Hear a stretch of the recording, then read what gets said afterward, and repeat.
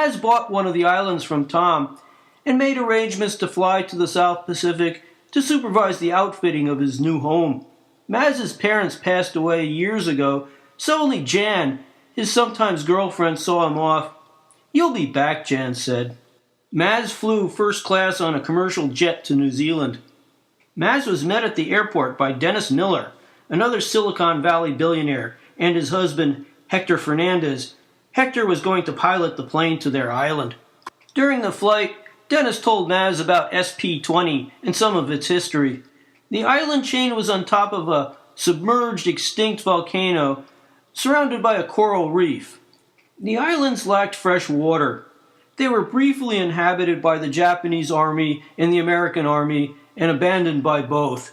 Concrete pillboxes and bunkers were repurposed by the new inhabitants. The biggest island was owned by Tom Fletcher and his wife Kimiko Hashimoto.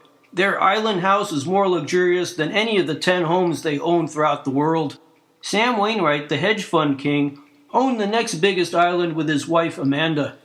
Their daughter Rebecca and her husband Seth would live on a nearby island. "The island west of your island," Dennis said, "is owned by John Clark, the real estate tycoon, and his wife Erica."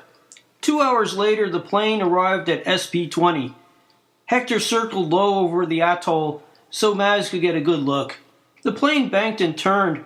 "That's our island," Dennis said. "The Japanese built the landing strip during World War II, and the Yanks lengthened it just before they dropped the bomb on Hiroshima."